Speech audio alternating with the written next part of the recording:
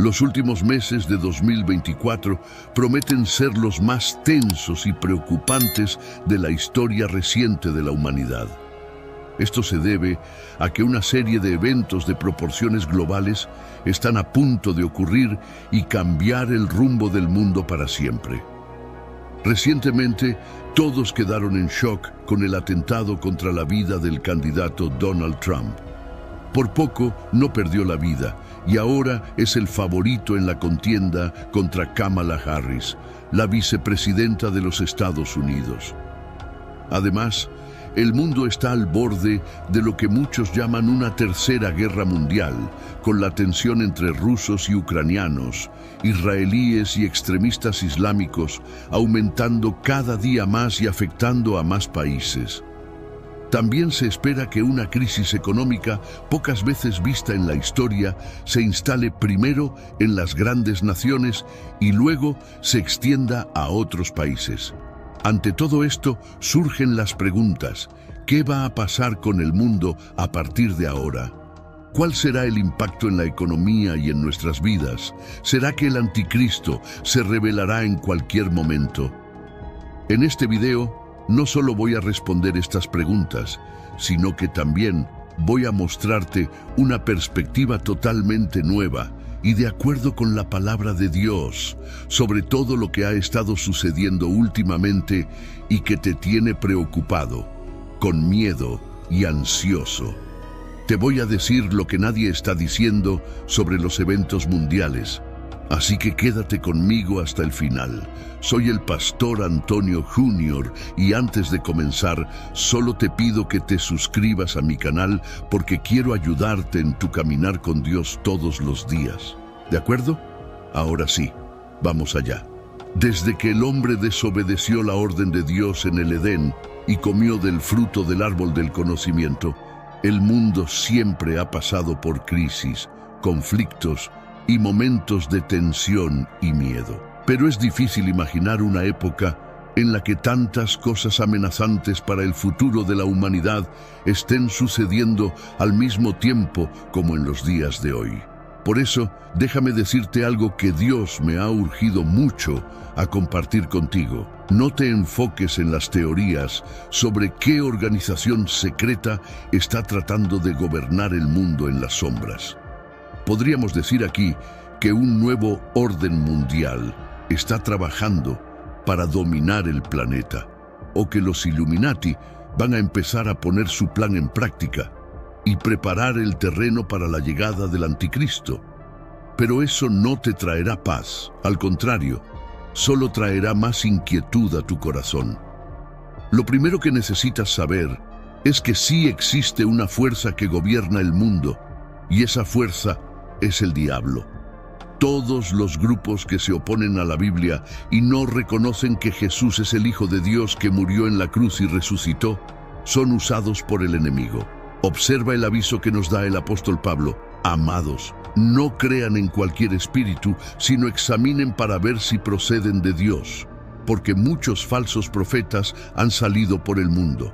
Pueden reconocer el Espíritu de Dios de esta manera: todo espíritu que confiesa que Jesús Cristo vino en carne procede de Dios, pero todo espíritu que no confiesa a Jesús no procede de Dios.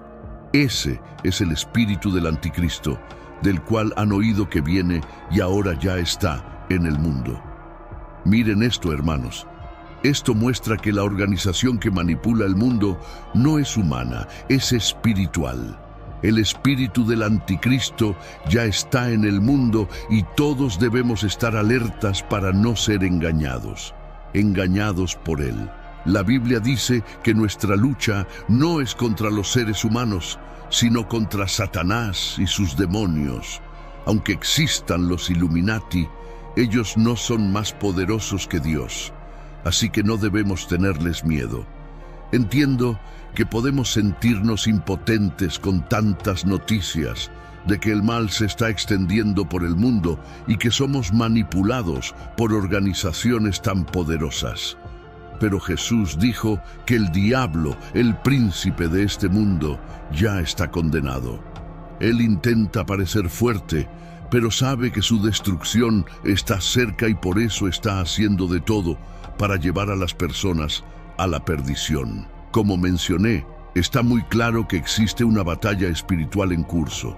Sentimos esto cuando miramos el mundo a través de la perspectiva de la Biblia. La Tierra está agitada, no solo por los cambios climáticos, sino también por los últimos eventos y por lo que aún puede suceder este año. Primero, porque las elecciones en Estados Unidos, que ya prometían ser unas de las más significativas de todos los tiempos, se han vuelto aún más relevantes después de que el expresidente y candidato a la reelección, Donald Trump, escapó de la muerte por solo 5 centímetros. Ahora, el mundo entero mira a Estados Unidos y se pregunta ansiosamente qué pasará en las elecciones de noviembre. ¿Cómo quedará el mundo si Trump realmente gana? En cuanto a las guerras, tanto la de Rusia contra Ucrania como la de Israel contra los extremistas islámicos, la situación está muy lejos de terminar.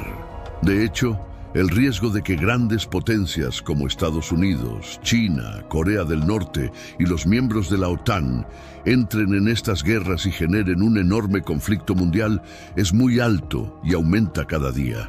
Además, otras preguntas invaden nuestra mente. ¿Qué pasará con la economía? ¿Seguirá subiendo la inflación? ¿Tendremos trabajo y dinero para comprar comida y mantener a nuestras familias? ¿La inteligencia artificial nos quitará nuestros empleos? Son tantas preguntas y casi ninguna respuesta, ¿verdad? Lo que más vemos en Internet hoy en día son personas y medios exagerando cada evento, buscando audiencia y también para esparcir miedo en la población, bajo la influencia de Satanás. El diablo tiene una gran influencia en este mundo y controla la opinión de la mayoría de las personas. Es por eso que la Biblia dice en 2 Corintios 4:4 que el Dios de esta era ha cegado la mente de los incrédulos para que no vean la luz del Evangelio de la gloria de Cristo. Con todos los eventos recientes, hay muchos predicadores diciendo, por ejemplo, que estamos presenciando el inicio de la guerra de Gog y Magog, una batalla profetizada en Ezequiel 38 y 39 en el Antiguo Testamento y también en Apocalipsis capítulo 20. Hermanos, sinceramente, creo que quienes hablan de esta profecía como si estuviera sucediendo ahora o no saben interpretar correctamente las Escrituras o actúan de mala fe para aprisionar al pueblo de Dios con miedo y no con fe. Esto se debe a que esa profecía habla de una batalla que ocurrirá 1000 años después de que Jesús regrese a la tierra, derrote al anticristo y al falso profeta, aprisione a Satanás y establezca su reino en este mundo. También hay quienes dicen que estamos a punto de vivir la profecía de 1 Tesalonicenses 4, donde el apóstol Pablo dice que Jesús descenderá del cielo y al son de la voz del arcángel y la trompeta de Dios, los muertos en Cristo resucitarán y luego los vivos serán llevados junto con ellos. Serán arrebatados con Él en las nubes y se encontrarán con el Señor en el aire. Esta profecía a menudo se usa fuera de contexto. El apóstol Pablo se refiere aquí a un momento que solo ocurrirá durante la gran tribulación, cuando Israel esté siendo perseguido y rodeado por las naciones del mundo. Entonces, los judíos reconocerán que Cristo es el Hijo de Dios y clamarán: «Hosana, bendito el que viene en el nombre del Señor». Jesús volverá para rescatar y salvar a todos los que hayan creído en Él como el único y suficiente Salvador. Por eso, quiero darte un consejo. No creas todo lo que escuchas y ves. Busca profundizar en el conocimiento de la Biblia. Dios quiere que recuerdes que, sin importar lo que esté pasando en el mundo o lo que pueda suceder en el futuro, no debes temer. Aunque el resto del mundo esté ciego y no pueda ver la luz que solo existe en Jesús. Amén. Estamos presenciando una crisis diplomática entre las naciones, sí. Estamos viendo hambre, pestes y terremotos en varios lugares, como mencionó Jesús en Mateo capítulo 24. Pero, ¿debemos preocuparnos? No. Y aquí está el porqué. Primero, por la palabra de Dios. Segundo, por el amor y la fidelidad del Señor. Tercero, porque tenemos el Espíritu Santo.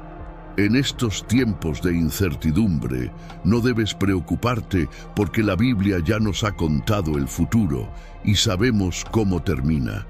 Cristo mismo dijo que estaría con nosotros hasta el fin de los tiempos, es decir, no nos abandonará. Lo que debe darte paz es que Dios siempre ha defendido a sus hijos. Él siempre ha sido fiel, siempre ha rescatado a quienes confiaron en Él. En el libro de Génesis, cuando el mundo entero estaba lleno de maldad y perversidad, el Señor preservó a Noé y a su familia, protegió a quienes confiaron en Él. Cuando Sodoma y Gomorra fueron destruidas, Dios preservó a Lot y a su familia.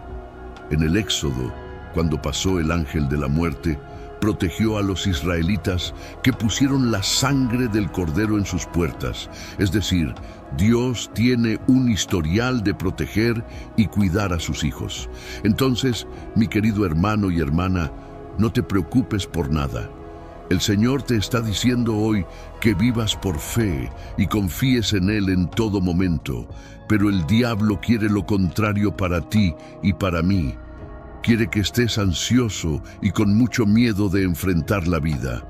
Cuando dejas que eso suceda, empiezas a ir en contra de la palabra de Dios y te llenas de ansiedad, preocupado por lo que vas a comer, beber, vestir y cómo vas a pagar tus cuentas. Eso es lo que el diablo quiere, que dejes de confiar en el cuidado de Dios y empieces a actuar por tu cuenta.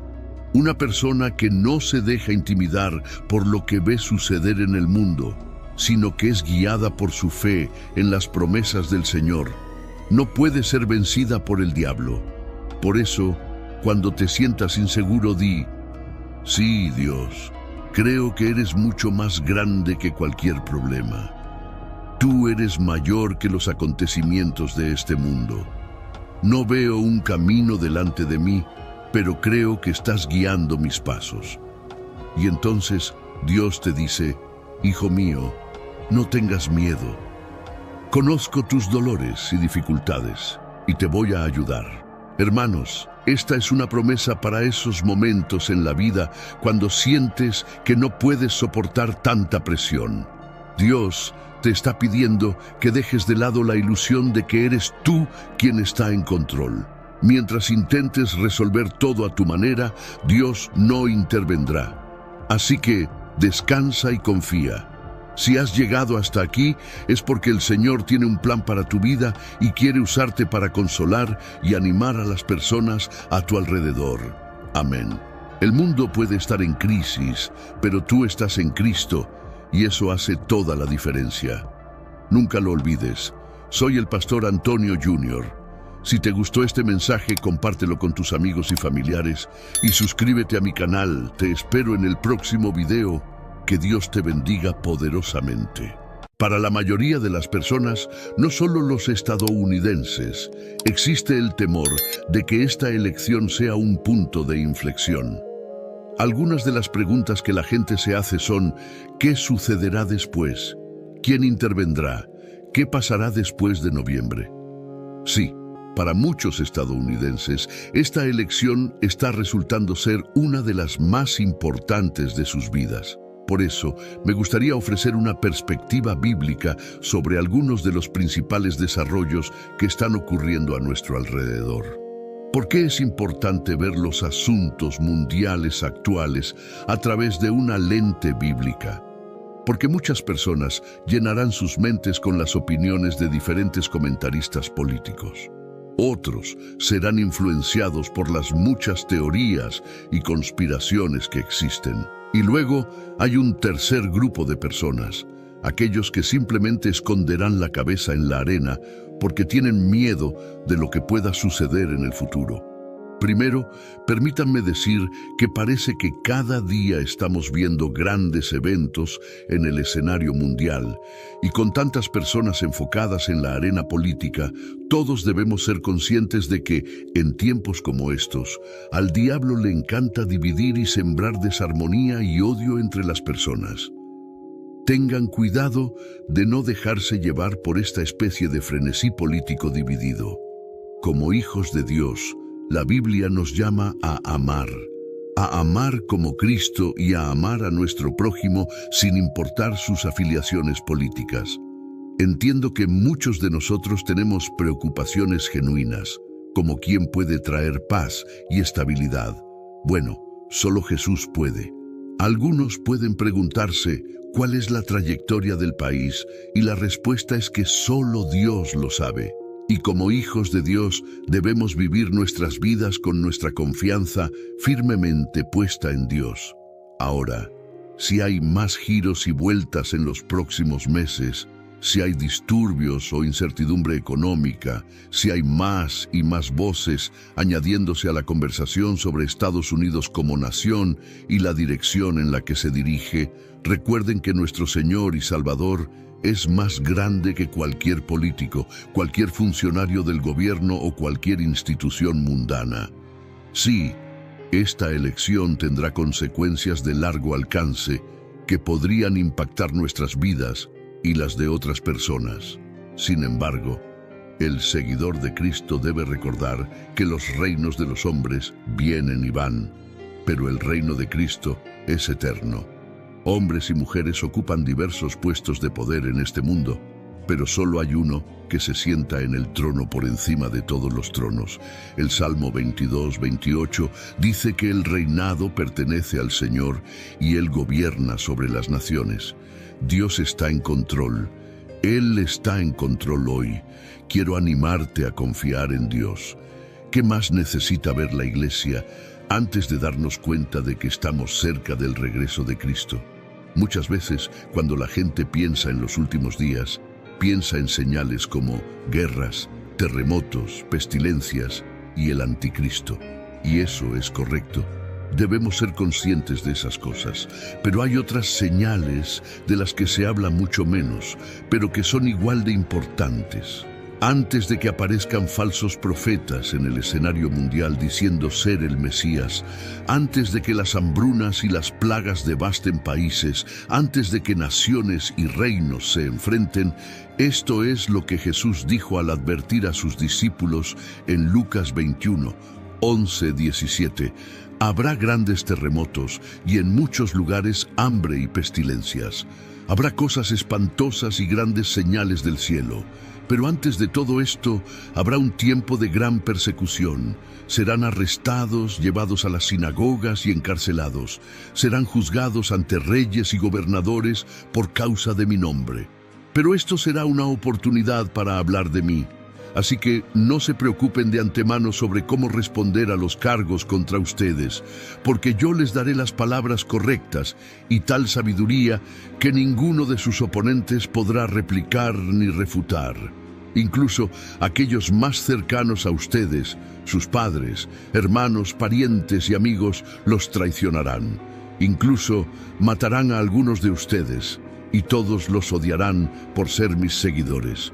Pero ni un solo cabello de su cabeza se perderá. Si se mantienen firmes, ganarán sus almas. Aumentará la persecución, porque Jesús advirtió a la Iglesia que antes de su regreso, los enemigos de Dios perseguirán a los cristianos. En la historia cristiana hay muchas historias de persecución. Me acuerdo de Richard Wurmbrand, un hombre que fue perseguido por el régimen comunista en Rumanía a principios del siglo XX. Fue encarcelado, golpeado, hambriento, interrogado y amenazado durante 14 años, todo porque no renunció a Jesucristo. Mientras estaba en prisión, continuó predicando a los reclusos y guardias, y al final de su vida, muchos de los guardias que lo interrogaron y torturaron se convirtieron en cristianos. Vieron a Jesucristo en Richard. También recuerdo a Corrie ten Boom, una mujer que fue usada poderosamente por Dios durante la Segunda Guerra Mundial. Esta mujer pasó por cosas horribles y sufrió pérdidas inimaginables, pero al final de todo, dijo algo poderoso que me gustaría compartir contigo hoy. Si miras al mundo, te angustiarás. Si miras dentro de ti, te deprimirás.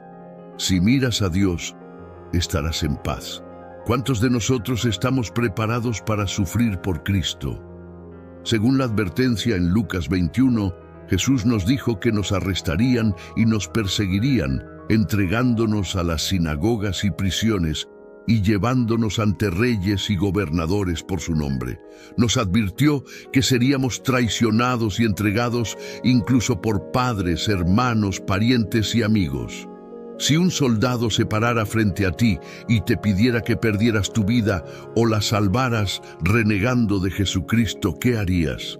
Si una institución te dijera que no pueden tratar a tus hijos ni darles medicina a menos que renuncies a Jesucristo como tu Señor y Salvador, ¿qué harías?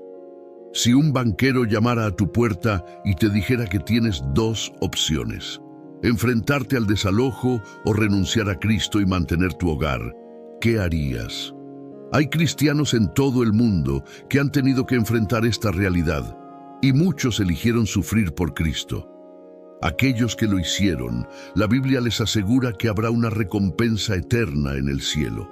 Ahora, por un momento, quiero que consideres las últimas palabras de Jesús registradas en la Biblia. Sus palabras finales en el libro de Apocalipsis se encuentran en el capítulo 22:20, que dice: el que da testimonio de estas cosas dice: sí, vengo pronto. Amén. Ven, Señor Jesús. Las palabras finales son importantes. Una persona en su lecho de muerte siempre tendrá algunas palabras finales emocionalmente significativas para decir a sus seres queridos. Valoramos las últimas palabras de los seres queridos fallecidos. Damos gran importancia a las últimas palabras de personas importantes. Incluso aparte de la muerte, enfatizamos las últimas palabras. Si un discurso debe ser significativo, debe tener una conclusión poderosa. Un gran libro puede arruinarse con un mal final. Sí, las últimas palabras son importantes. ¿Cuánto más importantes son las últimas palabras de Dios? Ahora, Dios no está muerto ni ausente, pero las palabras de Dios son eternas y siempre actuales. La voluntad revelada ha sido completada. Dios ha entregado en las Escrituras todo lo que se necesita para la vida y la piedad. El Señor ha dotado a la humanidad con el acceso al conocimiento necesario para el perdón, la reconciliación y la vida eterna. El proceso de darnos su palabra no fue una tarea pequeña. Dios utilizó a docenas de hombres a lo largo de 15 siglos para escribir las Escrituras. Entonces, ¿cómo eligió Dios terminar esta obra monumental que llamamos la Biblia? Sin duda, las últimas palabras de la Biblia son de gran importancia. Cuando llegamos al final de la palabra de Dios, los versículos finales del último capítulo del último libro de la Biblia, encontramos algo viejo pero nuevo. Encontramos un concepto presente desde las primeras páginas de la Biblia, pero esta vez con un significado aún mayor. Encontramos una promesa y una advertencia, una promesa de bendición o maldición, una invitación a la vida y una advertencia de muerte. En Apocalipsis 22:12, Jesús dice: «Y he aquí vengo pronto, y mi recompensa conmigo para dar a cada uno según sea su obra». Dado que estas palabras tienen casi 2000 años, podemos preguntarnos sobre la promesa del Señor de venir pronto. Por supuesto, debemos recordar que nuestra percepción del tiempo es muy diferente a la del Señor, como nos recuerda 2 Pedro 3:8. «Mas, oh amados, no ignoréis esto, que para con el Señor un día es como 1000 años, y 1000 años como un día». Además, la eternidad llega rápidamente para todos nosotros. Muchos han sido sorprendidos por la muerte sin estar preparados. Los años pasan rápido para todos nosotros. Incluso si el Señor demora su segunda venida, nuestra cita con la eternidad no está lejos. Debemos escuchar y obedecer al Señor con urgencia. Jesús promete que está trayendo su recompensa. Esto puede ser un gran consuelo o un gran terror. La palabra recompensa puede referirse a un salario. Para los que son fieles a Jesús, la recompensa será bendición y vida. Aquellos que persisten en la rebelión recibirán el salario de su pecado, la muerte eterna. El apóstol inspirado Juan nos ayuda a entender quién recibirá una bendición o una maldición. En Apocalipsis 22, 14, 15 escribe: Bienaventurados los que lavan sus ropas, para tener derecho al árbol de la vida y para entrar por las puertas en la ciudad. Mas los perros estarán fuera, y los hechiceros, los fornicarios, los homicidas, los idólatras, y cualquiera que ama y hace mentira. Todos quieren ser bendecidos. Los versículos finales de la Biblia nos recuerdan el camino hacia la bendición, la fidelidad a Jesús. Cuando el Señor regrese, restaurará el acceso al árbol de la vida, pero solo para aquellos que lo siguieron. Los que persisten en la mundanalidad y el pecado no serán bendecidos, sino que quedarán afuera. Para este grupo no habrá acceso al árbol de la vida ni entrada en la ciudad celestial. Su destino será estar afuera, separados para siempre de la bondad de Dios. Luego, en Apocalipsis 22, 17, encontramos una última y hermosa invitación. Y el espíritu y la esposa dicen: ven, y el que oye diga: ven, y el que tiene sed, venga, y el que quiera, tome del agua de la vida gratuitamente. Nadie entra en el palacio de un rey sin una invitación. Afortunadamente, el Rey de Reyes ha emitido una invitación abierta para todos. Cualquiera que esté dispuesto a escuchar la invitación del Señor es bienvenido. Cualquiera que tenga sed de justicia puede aceptar la invitación. Cualquiera que desee la vida eterna puede tener ese deseo cumplido. ¡Qué invitación tan adecuada! Aquí, al final de las Escrituras, desde Génesis en adelante, la Biblia registra la caída del hombre y el plan de Dios para reconciliar todas las cosas. Tomó siglos y grandes sacrificios, pero Dios cumplió su promesa en el jardín de aplastar la cabeza de la serpiente, donde la historia comienza con un ángel guardando el árbol de la vida del hombre, termina con una invitación al hombre para disfrutar del árbol y el agua de la vida una vez más. Pero esta invitación viene con una advertencia.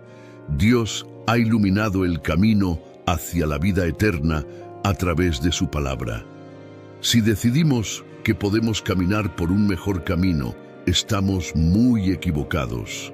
Apocalipsis 22, 18 y 19 advierte que si añadimos a la palabra de Dios, Él nos añadirá las plagas escritas en el libro.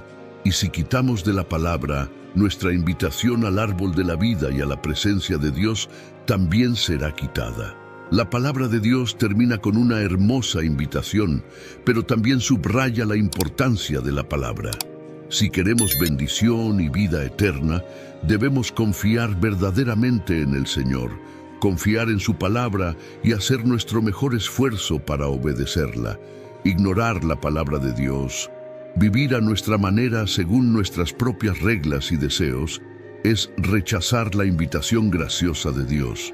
Las últimas palabras de Jesús en todas las Escrituras son: ciertamente vengo en breve. Esa promesa provocará alegría y esperanza, o miedo y terror. Cuando Juan escuchó esa promesa, proclamó: amén. Ven, Señor Jesús. Esas son palabras de esperanza. Pero, ¿qué pasaría si Jesús cumpliera su promesa hoy? Para los que no están preparados, sus últimas palabras serán de arrepentimiento y desesperación.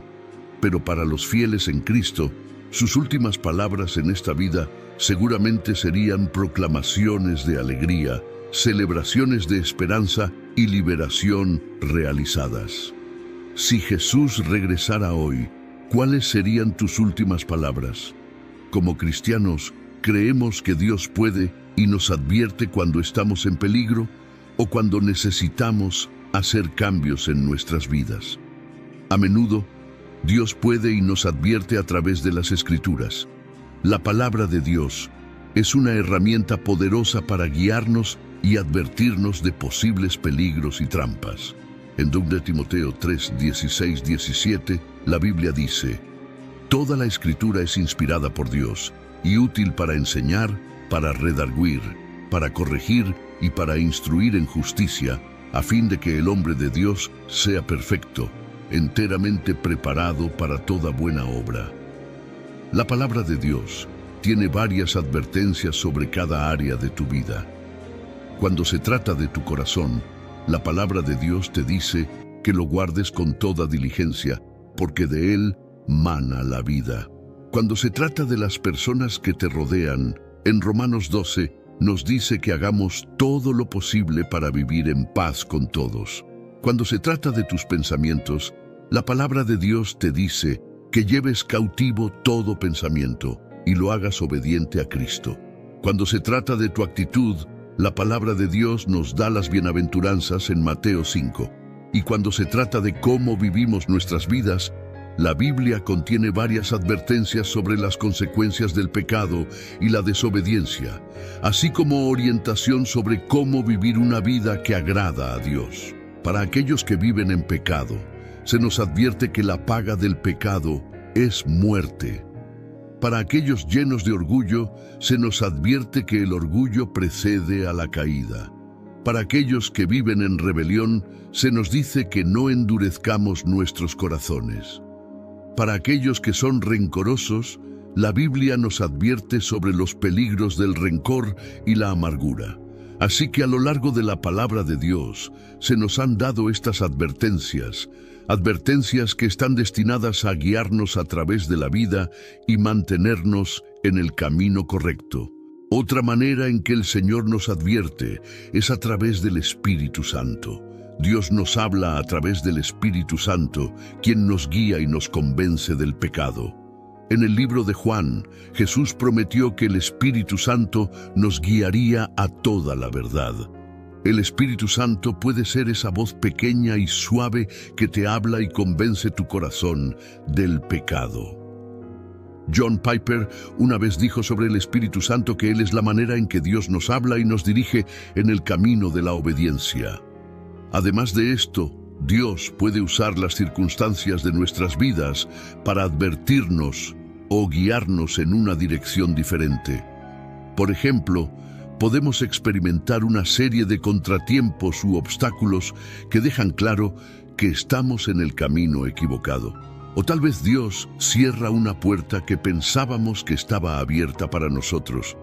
En Romanos 8:28, Pablo escribe: «Y sabemos que en todas las cosas Dios trabaja para el bien de aquellos que lo aman, que han sido llamados según su propósito».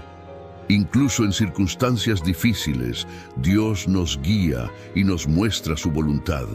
Dios puede guiarnos hacia su voluntad para nuestras vidas. Su mano está en cada detalle de nuestras vidas, aunque a veces no lo sintamos así. En conclusión, Dios puede advertirnos de diversas maneras, incluyendo las Escrituras, el Espíritu Santo y las circunstancias. Como cristianos, es importante estar abiertos a la guía de Dios y buscar su sabiduría en todas las áreas de nuestras vidas. El Señor tiene un plan para cada uno de nosotros y podemos confiar en que nos guiará y advertirá en el camino. Si el enemigo puede hacernos prestar más atención a los problemas de la vida, en lugar de prestar atención a quien puede resolver esos problemas, estamos efectivamente rindiéndonos al mundo. Dios nos dijo que nos transformáramos mediante la renovación de nuestra mente para que podamos conocer la buena y perfecta voluntad de Dios, según Romanos 12:2. El enemigo hará todo lo posible para atacar nuestra mente y hacernos tropezar. Quiere traer confusión para que caigamos en los deseos de nuestra propia carne. La condenación es un arma efectiva del enemigo para tratar de destruir la mente del creyente. Cuando sentimos que todo lo que hacemos es fallar, se vuelve más fácil caer en la tentación porque creemos que eso es lo que hacemos de todos modos. Pero Dios dijo que el que está en mí es más grande que el que está en el mundo. La mente de Cristo que reside en nosotros es más fuerte que la tentación que el enemigo trae para tratar de destruir nuestras mentes conscientes. Cuando todo lo demás falla, el diablo intentará usar las circunstancias para desviarnos del camino. Quiero que prestes atención a algunos de los pequeños detalles sobre cómo vives tu vida. Un orador lo dijo de esta manera: todos somos impulsados por la mente, porque la Biblia dice en Proverbios, como piensa el hombre en su corazón, así es él. Así que te insto a vivir tu vida cristiana con pensamientos puros. Rechaza todo lo que sea impuro y desecha todos los pensamientos corruptos. La verdad es que tú y yo no tenemos garantizado un día más. Nuestro tiempo en esta tierra es breve y debido a esto debemos aprovechar cada oportunidad para vivir correctamente, vivir con pasión por Cristo. Hay una mentira que el diablo nos dice y que creo que es la más grande y peligrosa mentira en la que muchas personas caen. La mentira que nos dice es que tienes tiempo. Nos hace creer que tenemos tiempo para arrepentirnos por lo que seguimos pecando. Nos hace pensar que podemos ponernos bien con Dios más tarde. Nos dice que podemos seguir viviendo como queramos y no preocuparnos por Dios ni por cambiar nuestra vida todavía, que lo hagamos mañana. Esta es una mentira fácil de creer porque es cómoda. Nos hace sentir una falsa seguridad pensando que podemos tenerlo todo sin necesidad de cambiar. No nos exige ninguna acción, no nos exige crucificar la carne, pero sí nos permite seguir viviendo la vida en nuestros propios términos sin detenernos a evaluar hacia dónde nos dirigimos. Es una mentira que nos dice que somos libres para perseguir el dinero, el poder o las relaciones, o cualquier cosa que pensemos que nos satisfará. Pero la realidad es que en cualquier momento estamos a un segundo de la eternidad, ya sea cielo o infierno. Necesitamos recordar siempre que lo que hacemos hoy, mientras estamos aquí, vivos y respirando, afectará nuestro mundo futuro.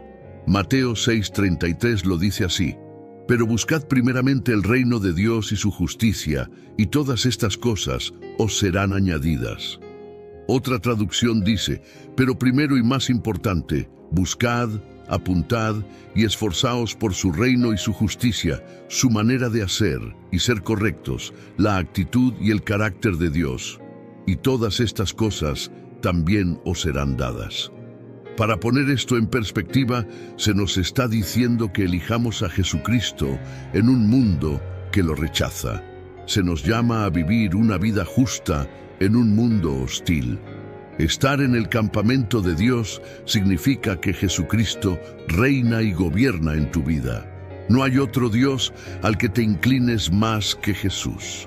Vivir una vida justa en un mundo hostil significa que Jesús tiene la autoridad sobre las decisiones que tomas. Él gobierna tu vida mental. Es el factor motivador detrás de tus acciones y hechos. Este es realmente el punto que intento destacar. Las voces a las que escuchas diariamente, ¿de quién son? ¿Qué están diciendo? ¿Qué tipo de espíritu hay detrás de ellas? Estamos expuestos a tantas voces diferentes en este mundo y necesitamos proteger nuestros oídos. ¿Qué tipo de voz te atrae? Te animo a buscar la voz de Dios. Su voz es distintiva, clara y más afilada que cualquier espada de dos filos. Su voz expulsa el pecado, derrota todo tipo de demonio, resucita a los muertos, sana corazones rotos, cura enfermedades, restaura y repone todo lo perdido y definitivamente aplasta el miedo. Su voz es impresionante y poderosa. Ninguna cosa oscura puede desafiarla. Cuando Dios habla, las cosas cambian y se convierten en lo que Él dice. Así que te animo a dejar de escuchar otras voces. Deja de escuchar a los fariseos de hoy, a los tomases dudosos y a los predicadores que solo buscan hacerte sentir bien. Busca la voz de Dios, una voz que te llevará a la salvación y a la eternidad. Busca la voz de Dios, una voz que te llevará a la salvación y a la eternidad. Su voz te guiará a través de las dificultades y te dará la fuerza para enfrentar cualquier desafío. En un mundo lleno de ruido y distracciones, es vital que afinemos nuestros oídos para escuchar la voz del Señor. Dios habla de muchas maneras. A veces es un susurro suave en nuestros corazones. Otras veces es a través de las Escrituras o de personas piadosas en nuestras vidas. Él puede usar nuestras circunstancias, tanto buenas como malas, para dirigirnos hacia su propósito. Es crucial que estemos atentos y abiertos a su guía. En Juan 10:27, Jesús dice: «Mis ovejas oyen mi voz, yo las conozco, y ellas me siguen». Esta declaración es una promesa y una garantía. Si pertenecemos a Cristo, podemos estar seguros de que Él nos hablará y nos guiará. Sin embargo, debemos estar dispuestos a escuchar y seguir su voz, incluso cuando nos lleve por caminos difíciles o inesperados. El enemigo, por otro lado, tratará de distraernos y desenfocarnos. Él utilizará el miedo, la duda y la tentación para apartarnos del camino de Dios. Es por eso que debemos fortalecer nuestra fe y mantenernos firmes en nuestra relación con el Señor. Debemos renovar nuestras mentes diariamente con la palabra de Dios y permitir que su verdad moldee nuestros pensamientos y acciones. Además, debemos rodearnos de una comunidad de creyentes que nos apoyen y nos desafíen a crecer en nuestra fe. La iglesia es un lugar donde podemos encontrar ánimo, corrección y apoyo mientras buscamos seguir a Cristo. No debemos subestimar el poder de la oración y la adoración en nuestra vida diaria. Estas prácticas nos ayudan a mantenernos conectados con Dios y a discernir su voz en medio del caos del mundo. Finalmente, debemos recordar que nuestra esperanza y confianza están en el Señor. Proverbios 3:5-6 nos dice: «Confía en el Señor con todo tu corazón y no te apoyes en tu propio entendimiento. Reconócelo en todos tus caminos y Él enderezará tus sendas». Esta promesa nos asegura que cuando ponemos nuestra confianza en Dios y buscamos su guía, Él nos dirigirá por el camino correcto. Vivir una vida cristiana fiel no siempre es fácil, pero es la única manera de experimentar la verdadera paz y satisfacción que viene de seguir a Jesús. Así que, en todo momento, busquemos la voz de Dios, sigamos sus mandatos y vivamos de manera que glorifique su nombre. Al hacerlo, encontraremos la bendición y la vida eterna que Él ha prometido.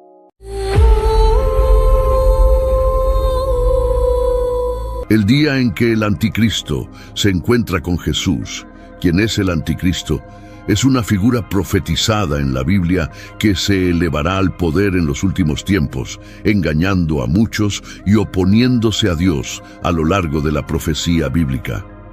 Se pronosticó una figura que se levantaría en poder y engaño, llevando a muchos por el mal camino. Se opondrá y se exaltará sobre todo lo que se llama Dios o su adoración, de modo que se establecerá en el templo de Dios, proclamándose a sí mismo como Dios.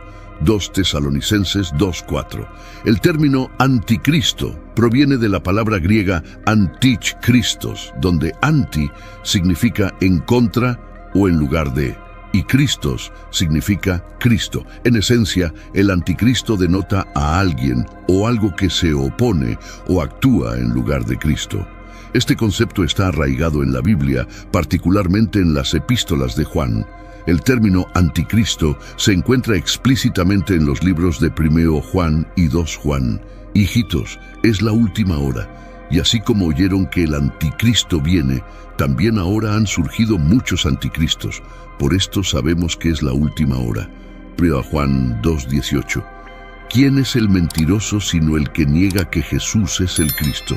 Este es el anticristo, el que niega al Padre y al Hijo. 1 Juan 2:22. El anticristo progresará de líder regional a líder mundial, luego a un dictador global tiránico y finalmente a un dios. La bestia aparece del mar, haciendo referencia a las naciones gentiles en la Biblia, y tiene 7 cabezas y 10 cuernos, indicando su relación con Satanás, según el Apocalipsis 13. El anticristo será herido de muerte alrededor del punto medio de la tribulación, pero Satanás sanará milagrosamente su herida. Este hombre de iniquidad se describe como alguien que se opone a Dios, se instala en el templo de Dios y se proclama a sí mismo como Dios. Estas características coinciden con el concepto más amplio de una figura anticristiana, alguien que se opone y busca reemplazar a Cristo. Imagina a alguien o algo que finge ser bueno, actuando en lugar de lo que es verdaderamente bueno, pero que en realidad está en contra de ello. En la Biblia hay un término para esto: el anticristo. Es como un impostor engañoso en contra de Jesús y sus enseñanzas. Aunque el nombre anticristo se usa algunas veces en la Biblia, hay otros lugares donde leemos acerca de figuras o personajes que actúan como esperaríamos que sea el anticristo. Uno de estos es el hombre del pecado mencionado en una carta a los tesalonicenses. Esta persona intenta actuar en contra de Dios e incluso pretende ser Dios.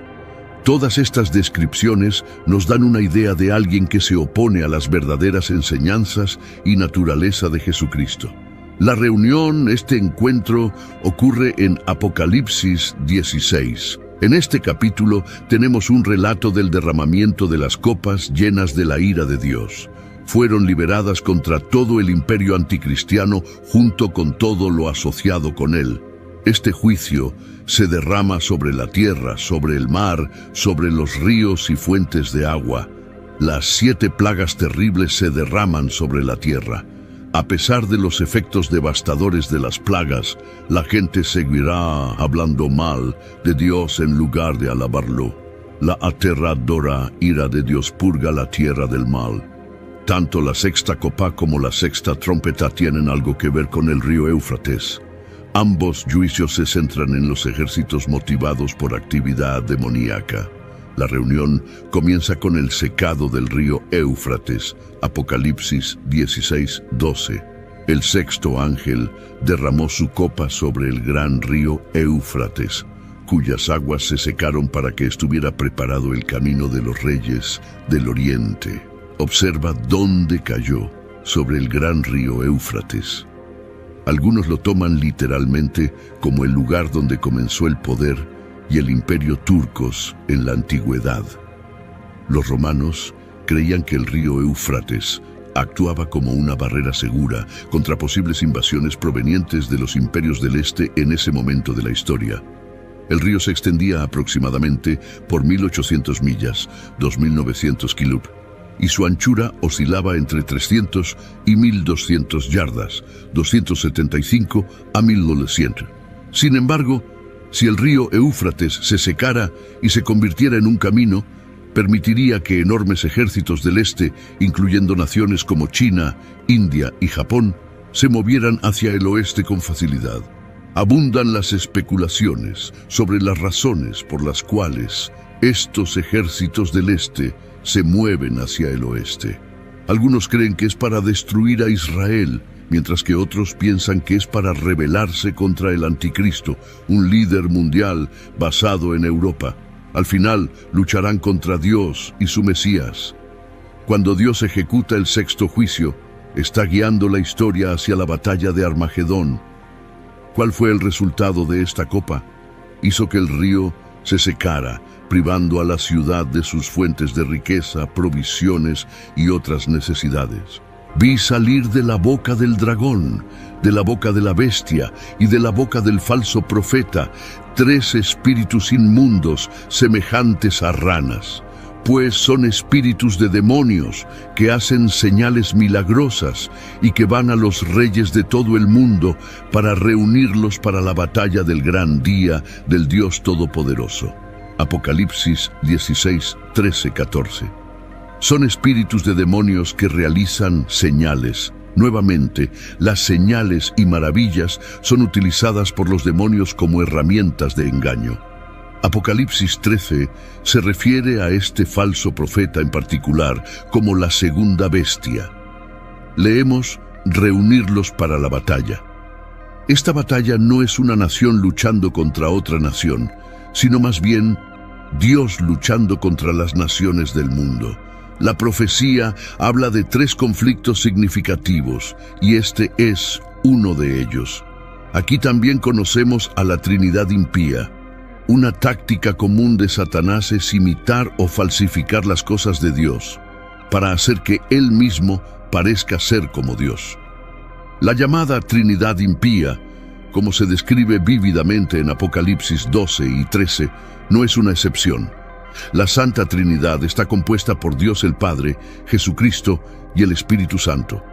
Satanás, el anticristo y el falso profeta son su Trinidad impía falsa.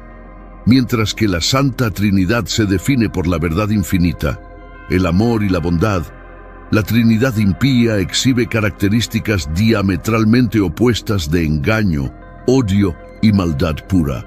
Aunque muchos pasajes bíblicos se refieren a Satanás en varias formas, como una serpiente o un ángel de luz, se le describe como un gran dragón rojo con 7 cabezas y 10 cuernos y 7 coronas sobre sus cabezas en Apocalipsis 12:3.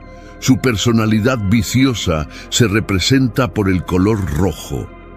La bestia o anticristo, como se describe en Apocalipsis 13 y Daniel 7, es el segundo miembro de la Trinidad impía.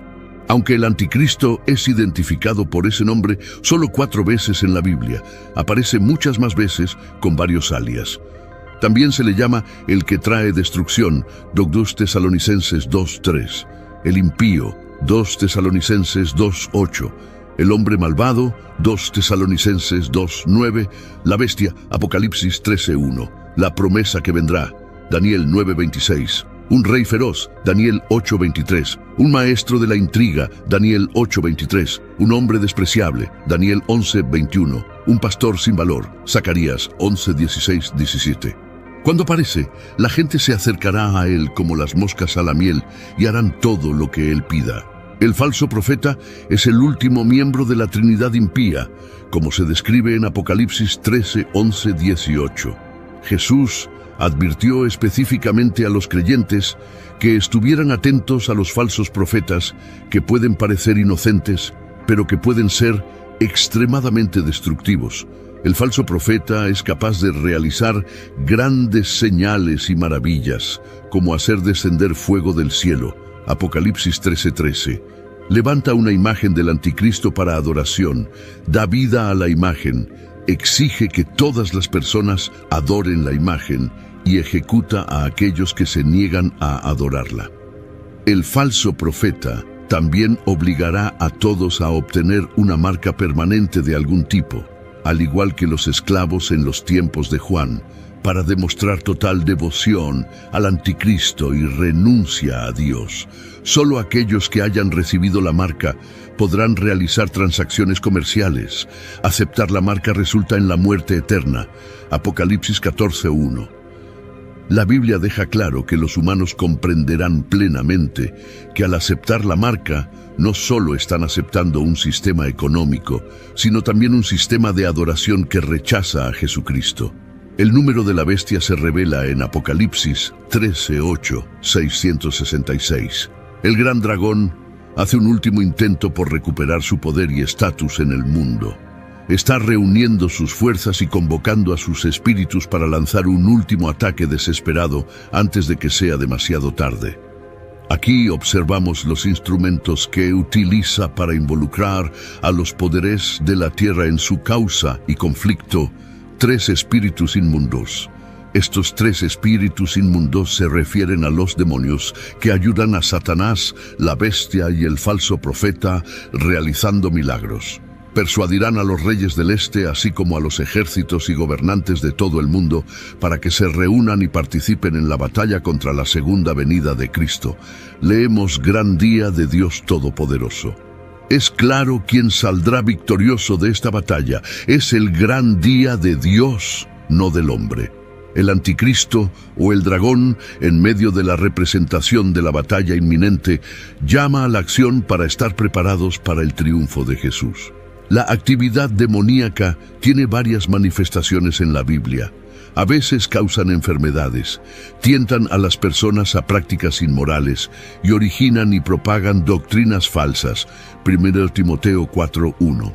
Aunque muchos se apartarán de la fe durante los últimos tiempos, prestando atención en su lugar a espíritus engañosos y seductores y a doctrinas de demonios, Dios utilizará a los demonios para cumplir su plan, a pesar de su compromiso de hacer el mal. Apocalipsis 16, 14, 16. Observamos que los demonios reúnen a los reyes y ejércitos del mundo en el lugar que en hebreo se llama Armagedón. Leemos, Armagedón, también conocido como Megido, es el sitio de una batalla significativa. Megido está vinculado a luchas críticas a lo largo de la historia, incluyendo la victoria de Débora sobre Sísara y el triunfo de Gedeón sobre los madianitas. También se menciona en Zacarías 12:11 como un lugar de duelo durante los últimos tiempos. La introducción al libro del Apocalipsis de Jesucristo revela la visión profética dada al apóstol Juan. El libro tiene más de 40 instancias de la frase «y vi», y la declaración «estuve en el Espíritu» se usa con frecuencia. Juan informa que se le instruyó registrar lo que veía un total de 12 veces. La oración destaca la importancia del libro de Apocalipsis y su propósito de revelar la persona y el plan profético de Jesucristo. El capítulo de la reunión entre Jesús y el Anticristo marca el inicio del fin del reinado del Anticristo. En ese día, el mundo presenciará un espectáculo en el cielo con signos y maravillas llenando el cielo. Las tinieblas se abren y la luz penetra la oscuridad, como se describe en Mateo 24:27. Porque como el relámpago que sale del oriente y se muestra hasta el occidente, así será la venida del Hijo del Hombre. Después de la reunión de Jesús y el Anticristo, la Biblia enseña que el reinado del Anticristo llegará a su fin con el regreso de Jesucristo. El libro de Apocalipsis proporciona una descripción vívida. Vi la bestia y los reyes de la tierra y sus ejércitos reunidos para hacer guerra contra el que estaba sentado en el caballo y contra su ejército. Y la bestia fue apresada, y con ella el falso profeta que había hecho las señales delante de ella, con las cuales había engañado a los que recibieron la marca de la bestia y adoraron su imagen. Estos dos fueron lanzados vivos dentro de un lago de fuego que arde con azufre. Apocalipsis 19, 19-20. Después de ese día comienza el milenio, donde Jesús establecerá un reino en la tierra. Durante este tiempo, reinará con justicia y paz, y vivieron y reinaron con Cristo 1000 años. Apocalipsis 20, 4. Después del milenio, Satanás será liberado por un breve tiempo y luego derrotado. Luego se llevará a cabo el juicio final, donde toda la humanidad será juzgada. Vi a los muertos, grandes y pequeños, de pie ante Dios. Se abrieron los libros y otro libro fue abierto, que es el libro de la vida, y los muertos fueron juzgados por lo que estaba escrito en los libros según sus obras. Apocalipsis 20:12. Los líderes que priorizan el bienestar y buscan la equidad, no solo dentro de sus organizaciones, sino también en la sociedad en general, pueden observar a Jesús impartiendo justicia en la tierra como el líder supremo. La oración concluye con una reflexión sobre la importancia del libro de Apocalipsis y cómo Jesús profetizó que el Espíritu Santo revelaría las cosas futuras a sus apóstoles. Juan 16:13. El libro de Apocalipsis cumple esta profecía al proporcionar una visión completa de Jesucristo y su plan eterno, concluyendo así el Nuevo Testamento. Sus víctimas gobernó el mundo antiguo como un dictador absoluto. Después de someter a Asiria, dirigió su atención a Egipto, su principal adversario en ese momento, ya que Judá estaba en el camino. Sería necesario deshacerse de ella si alguna vez quería cumplir su ambición de gobernar sobre un gran imperio. Nabucodonosor emitió una orden para que varios jóvenes judíos fueran entrenados para servirle en calidad de hombres de conocimiento y sabiduría. Daniel, Ananías, Misael y Azarías estaban entre los que fueron llevados cautivos.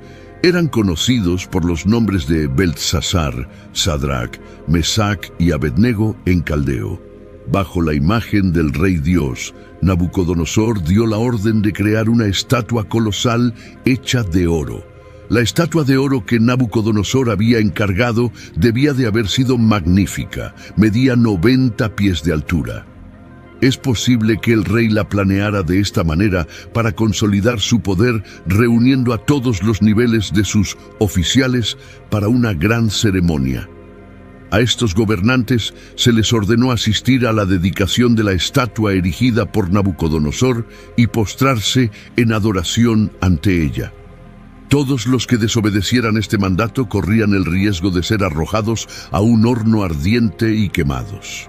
Todos obedecieron las órdenes de Nabucodonosor, ya que estaba decidido a establecerse no solo como el líder político indiscutible de Babilonia, sino también como la autoridad religiosa suprema en la ciudad, o al menos casi todos. Debido a que Sadrach, Mesac y Abednego estaban entre los oficiales presentes en esta masiva reunión, se avecinaba un enfrentamiento. 3 de los hombres en la sala no se postraron, a pesar de que todos los demás lo hicieron. Muchas personas no pueden imaginar la presión social. No fue fácil, como los niños en la iglesia mirando alrededor durante el tiempo de oración para ver quién tiene los ojos abiertos. Algunos caldeos vieron a los 3 jóvenes hebreos de pie entre todos los que se habían postrado y corrieron a Nabucodonosor para informarle.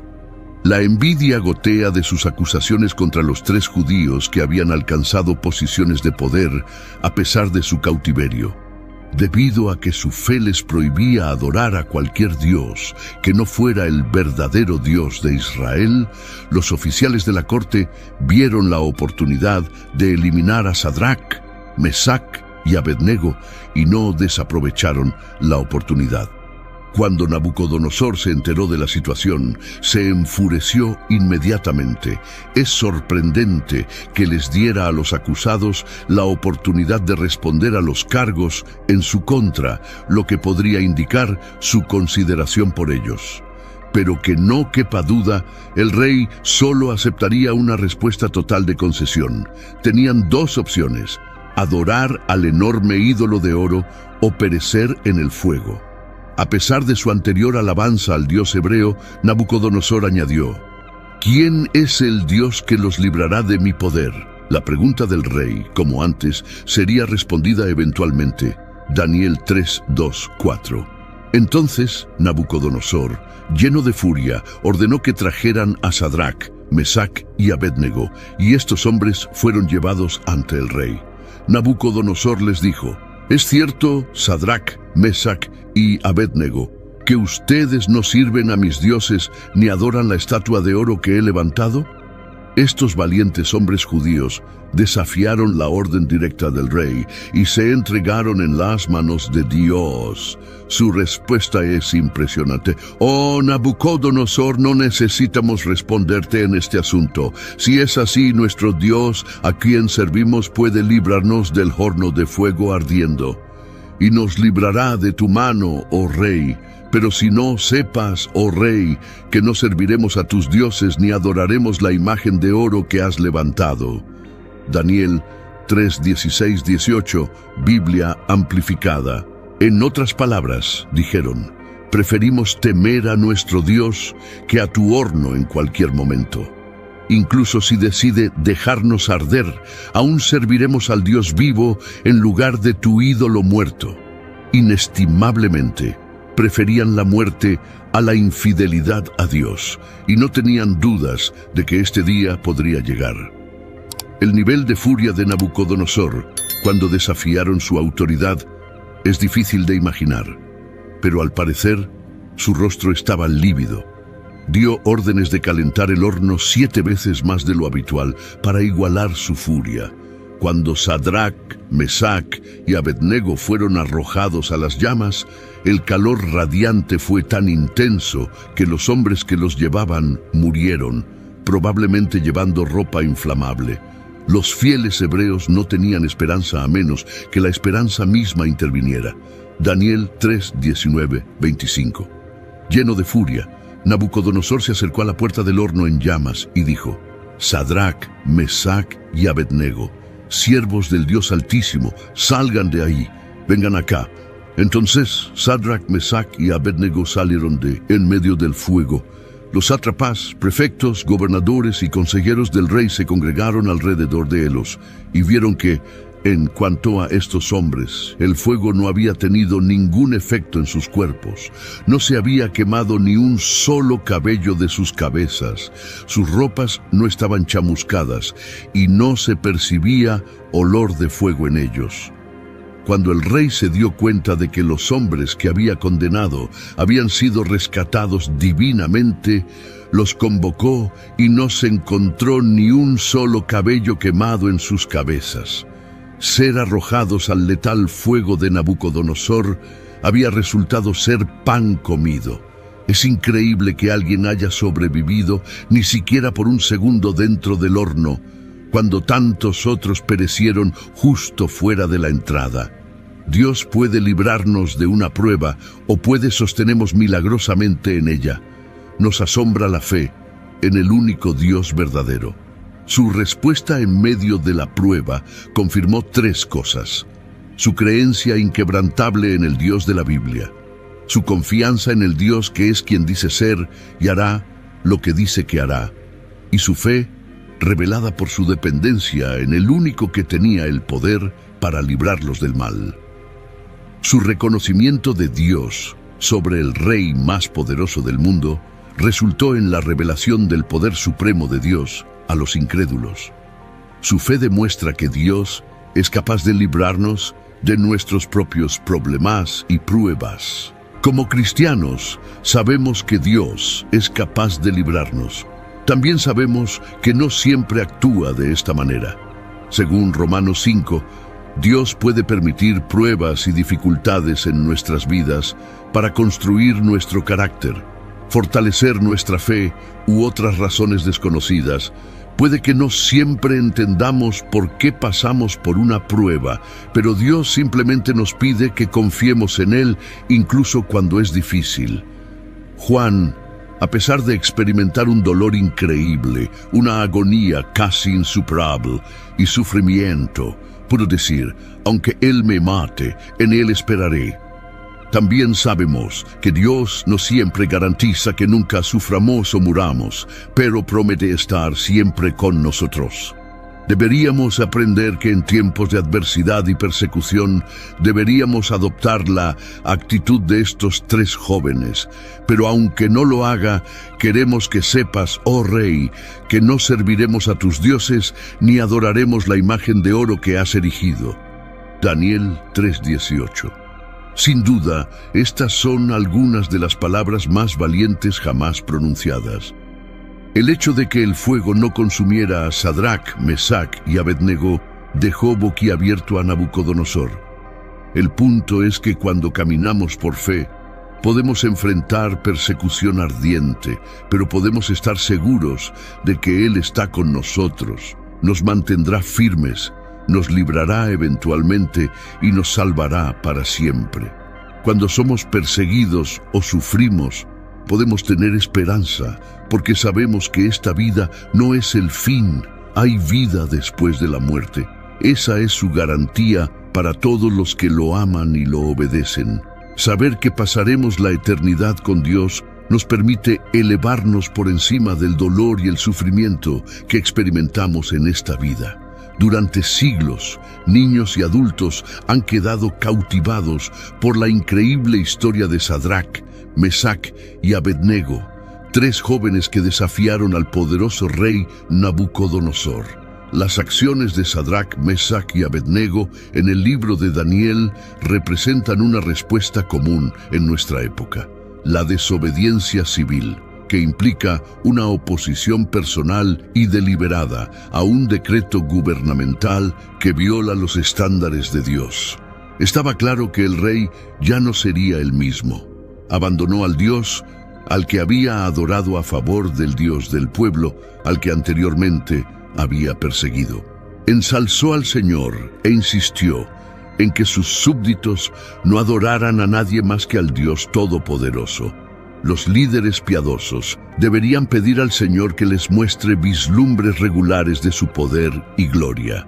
Cuando lo hace, se vuelve mucho más fácil para nosotros dirigir nuestro celo hacia servir al único Dios que realmente existe. Daniel 3, 28-30, Biblia amplificada. Nabucodonosor respondió y dijo: Bendito sea el Dios de Sadrach, Mesach y Abednego, que envió a su ángel y rescató a sus siervos que confiaron en él. Desobedecieron el mandato del rey y entregaron sus cuerpos antes que servir o adorar a cualquier dios, excepto a su propio Dios. Por lo tanto, promulgo un decreto de que cualquier pueblo, nación o lengua que hable algo ofensivo contra el Dios de Sadrach, Mesach, será cortado en pedazos y sus casas serán convertidas en montones de basura, porque no hay otro Dios que pueda salvar de esta manera. Entonces, el rey hizo que Sadrach, Mesach y Abednego prosperaran en la provincia de Babilonia. Jesús se menciona varias veces en el Antiguo Testamento. Sin embargo, no se le llama así ni se presenta de la misma forma que en el Nuevo Testamento. Sin embargo, está presente en el Antiguo Testamento. Cristo es enfatizado en toda la Escritura. Jesucristo validó el hecho de que el Antiguo Testamento contiene referencias a Él mismo. Juan 5:46. Después de ser confrontado por un grupo de autoridades religiosas, Jesús explicó que el Antiguo Testamento habla de Él. Si creyerais a Moisés, me creeríais a mí, porque de mí escribió Él. Según Jesús, la obra de Dios con el hombre desde el principio de los tiempos apuntaba a Él. Otra ocasión en la que Jesús demostró que está en el Antiguo Testamento fue el día de su resurrección. Según algunos cálculos, más de 300 profecías del Antiguo Testamento apuntan a Jesucristo y fueron cumplidas por Él en su vida en la tierra. Estas incluyen profecías sobre su nacimiento único en Isaías 7:14, su ministerio terrenal y la forma en que moriría. Jesús sorprendió a los líderes religiosos y dijo que el Antiguo Testamento habla de Él.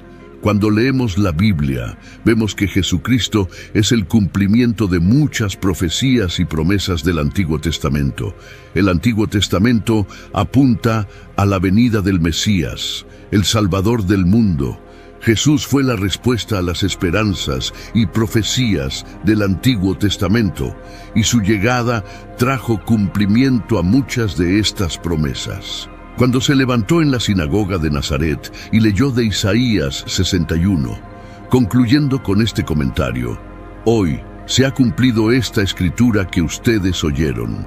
Lucas 4:18-21. Jesús demostró su presencia en el Antiguo Testamento.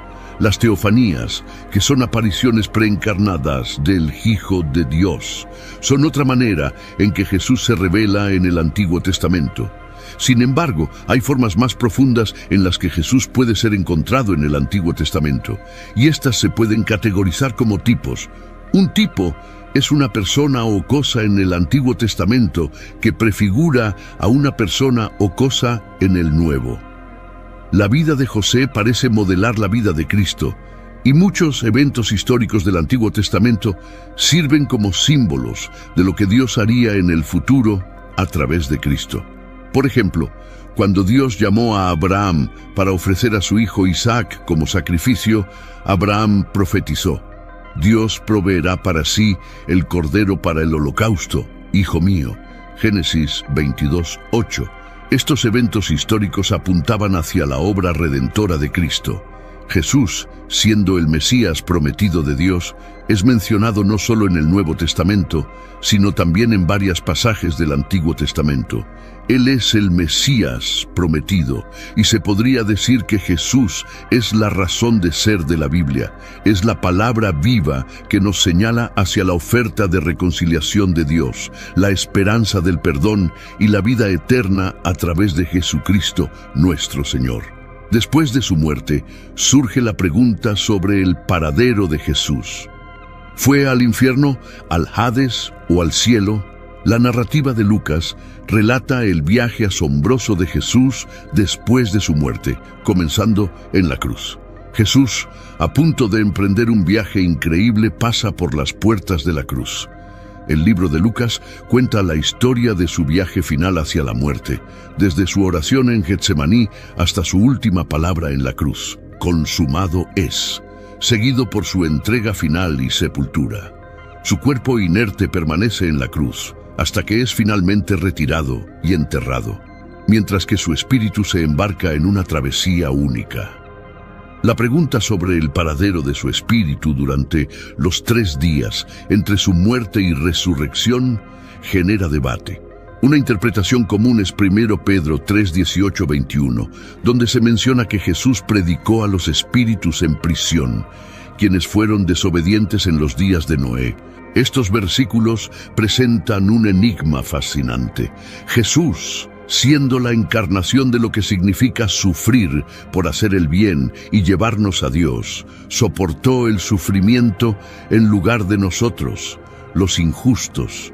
Murió por nuestros pecados y aunque murió en la carne, fue hecho vivo en el espíritu. Posteriormente fue a predicar a los espíritus en prisión que en los días de Noé fueron desobedientes mientras esperaba la paciencia de Dios. La interpretación de estos versículos varía, y hay al menos 314 interpretaciones diferentes.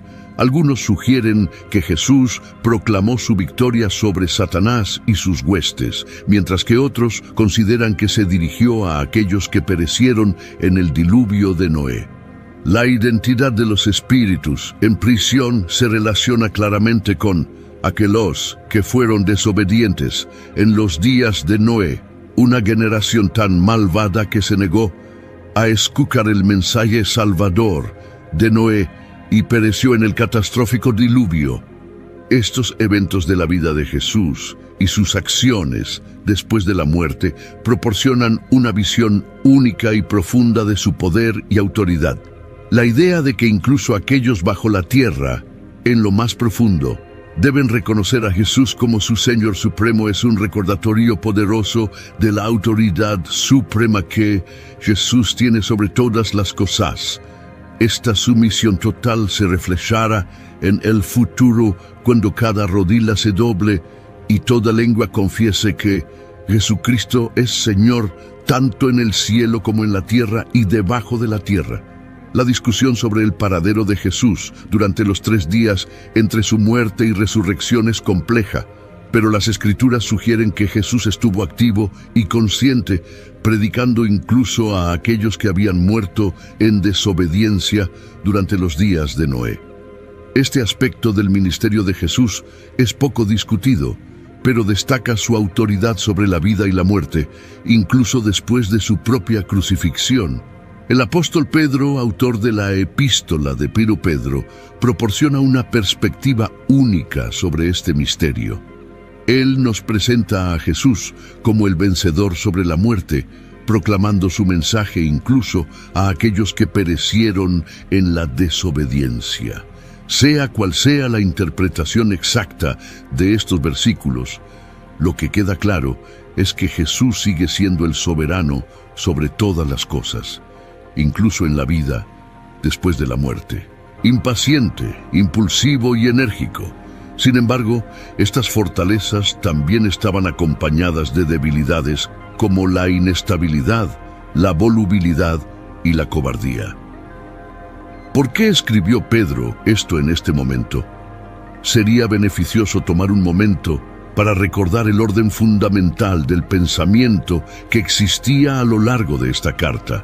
La carta de Pedro estaba dirigida a cristianos que experimentaban dificultades debido a sus vidas y su testimonio en medio de una persecución generalizada. Es posible que se preguntaran por qué, si la fe cristiana era correcta, deberían sufrir. Pedro se refiere a Noé, el fiel predicador que advirtió durante 120 años que Dios destruiría el mundo con agua. A pesar del desprecio y rechazo, Dios lo salvó durante el diluvio, vindicando finalmente la fidelidad de Noé. En la historia del mundo, La mayoría no siempre ha estado en lo correcto. Aunque son pocos los que son salvos, la fe no debería tambalearse por el hecho de que hay pocos creyentes verdaderos. En el tiempo de Noé, solo 8 creyentes fueron salvados, pero hoy hay millones. No fueron salvados por el agua, sino a través del agua. La verdadera salvación no viene del agua, sino del juicio de Dios para llevarlos a un lugar seguro. El arca representa al Señor Jesucristo, y el diluvio es una imagen del juicio de Dios. Así como el arca fue el único medio para la salvación en ese momento, Cristo es el único camino de salvación. Aquellos dentro de la estructura fueron los únicos que sobrevivieron al diluvio y de manera similar, solo aquellos en Cristo son salvos. El arca sirvió como refugio seguro durante el juicio y Cristo soportó la furia del juicio de Dios contra nuestros pecados. Para aquellos en Él no hay juicio. En la resurrección de Jesucristo, la muerte no pudo retenerlo. Es la primera vez en la historia humana que alguien se levanta de entre los muertos y nunca más experimentará la muerte. Algunos, resucitados posteriormente, murieron nuevamente, pero Jesús resucitó para nunca más morir. La resurrección de Jesús tuvo un impacto inmediato en el mundo físico. Los cuerpos de muchos santos que habían muerto resucitaron y aparecieron en Jerusalén. Este evento asombroso testifica la obra completa de Jesús en la cruz y su posterior resurrección. La resurrección de los cuerpos de los santos servía como un poderoso testimonio de la obra cumplida de Jesús en la cruz y su resurrección posterior. El relato de los santos cuyos cuerpos resucitaron y aparecieron en Jerusalén sirve como un testimonio poderoso de la obra consumada de Jesús en la cruz y su posterior resurrección. El término santos se refiere a individuos piadosos del Antiguo Testamento. Esto demuestra que a pesar del juicio de Jesús sobre el liderazgo de Israel, la nación todavía tiene un lugar significativo en los planes de Dios. La profecía de Ezequiel predijo que el Señor traería de nuevo a la vida a aquellos que habían fallecido, incluso en un valle donde los huesos se habían convertido en polvo. Esta visión simboliza la restauración de Israel por la intervención directa de Dios. Aunque Mateo no da una explicación detallada, presenta estos eventos como un testimonio unificador de la confirmación sobrenatural de la identidad de Jesús. Después de la resurrección, Jesús ascendió al cielo y sus discípulos lo vieron elevarse. 2 ángeles aseguraron que regresaría de la misma manera que lo vieron irse. Actualmente, Jesús reside en el cielo, en un lugar de gloria y en el trono de Dios, y será el mismo Jesús quien regrese. Después de la resurrección, Jesús ascendió al cielo y sus discípulos lo vieron elevarse. 2 ángeles aseguraron que regresaría de la misma manera que lo vieron irse. En la visión apocalíptica de Juan, se presenta a Jesús como el Alfa y el Omega, el primero y el último, el que vive y estuvo muerto y ahora vive para siempre. Su voz es como el sonido de una trompeta y su presencia resplandece con la gloria divina. Juan se postra a sus pies, pero Jesús lo anima, asegurándole que no tema, ya que tiene las llaves de la muerte y del Hades. Este encuentro revela la majestuosidad y la victoria de Jesús sobre la muerte. Su resurrección asegura la victoria eterna para aquellos que creen en Él. En conclusión, la muerte y la resurrección de Jesucristo tienen un significado profundo y transformador. Jesús, como el Alfa y el Omega, el primero y el último, es la fuente de vida eterna y tiene el control sobre la muerte y el Hades.